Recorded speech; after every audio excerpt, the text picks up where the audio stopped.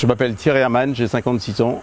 J'ai fondé la Demeure du Chaos en tant qu'auteur en 1999. Je suis sculpteur plasticien depuis 40 ans. Vous rentrez dans un univers qui est un univers onirique, un univers dans lequel, dans un premier temps, j'ai habité dans la Demeure du Chaos. Et puis aujourd'hui, c'est elle qui m'habite.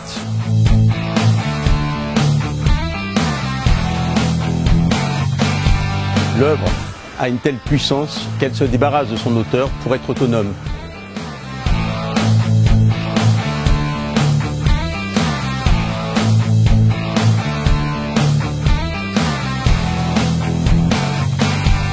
La Demeure du Chaos est un ordre parfait, mais un nombre magique.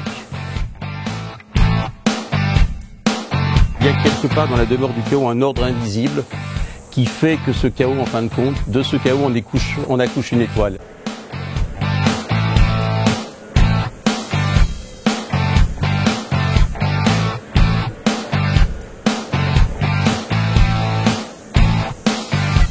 Les images du 11 septembre restent gravées à jamais dans notre histoire. Je crois que ces images, elles dépassent tout ce qu'on a pu imaginer. C'est des images qui sont même presque surréelles. Je crois que chacun d'entre nous est dans les ruines du World Trade Center.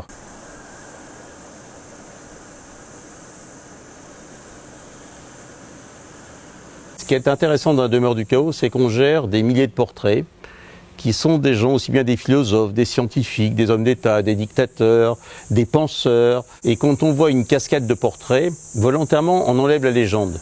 Dans le journalisme, on passe notre temps à légender tout le contexte, le pourquoi, l'âge, la situation, de quelle manière a été prise cette photo. Et dans l'art, justement, l'absence de légende, c'est ce qu'on appelle la mise en abîme. Le spectateur se trouve d'un seul coup devant une forme de vide métaphysique, mais il est quand même fasciné par le portrait.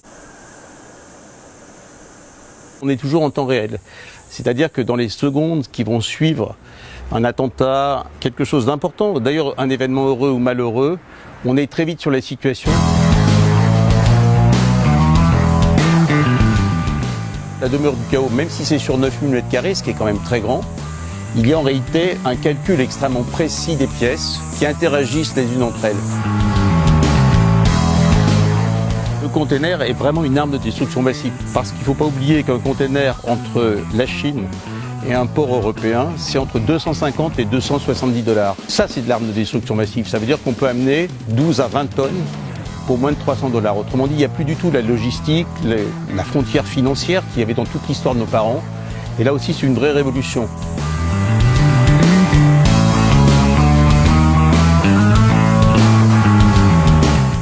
On est là.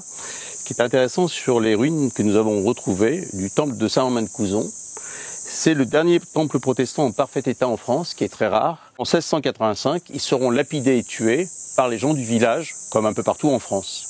Et c'est bien plus tard que les grandes familles sont venues me voir en me disant « Vous qui êtes un éminent juriste, monsieur Hermann, est-ce que la dette se réveille ou elle est prescrite ?» La dette morale, et s'il y a entre autres une dette crime contre l'humanité, elle est imprescriptible. Et comme par hasard, dans les 8 jours qui ont suivi, on a eu le conflit judiciaire qui a démarré.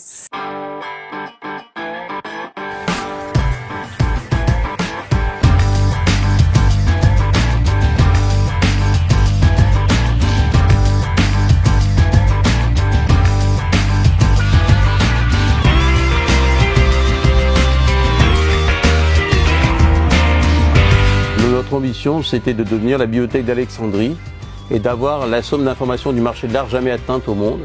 Et donc pendant 20 ans, on a racheté dans le monde entier des manuscrits, des sociétés, des catalogues qui datent tous du début du pratiquement 16e siècle jusqu'à nos jours. Et ce qui est intéressant, c'est que finalement, c'est un peu comme dans les monastères dans la période médiévale.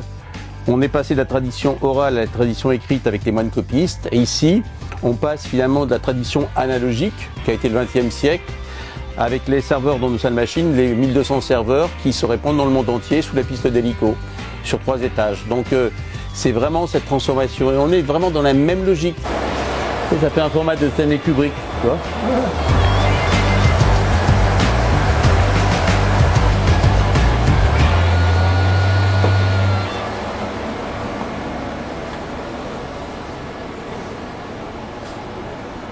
Une œuvre, elle est globale, elle est totale ou elle n'est rien du tout. Ce que je pense, c'est que quand on est dans une démarche, il faut être extrémiste. On va jusqu'au bout. On a fait une performance ultime qui était celle du Cura. Cet événement qui a été dur, dans lequel j'en suis sorti indemne, grâce à Dieu, m'a donné une vision assez extraordinaire. Ça permet vraiment de voir certaines choses.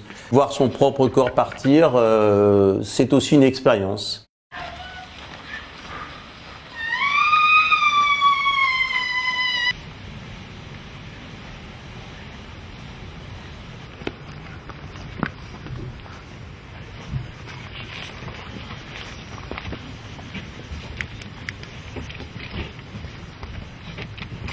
Le Golgotha aussi, c'est quelque part un acte, si on étudie au sens de la théologie, c'est aussi un acte lumineux dans lequel se dévoile quelque chose de christique. Ce que je veux dire, c'est quelque part, c'est que ce que l'on croit être l'aboutissement de quelque chose de tragique est peut-être l'annonciation d'une bonne nouvelle.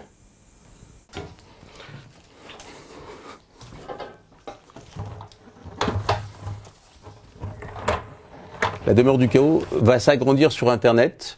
Elle va aussi vivre d'un point de vue physique avec des œuvres nouvelles. Ça ne s'arrêtera jamais. L'avenir, ça va être vraiment de pouvoir avoir l'expérience à l'autre bout du monde, de voir la demeure du chaos à travers la réalité virtuelle.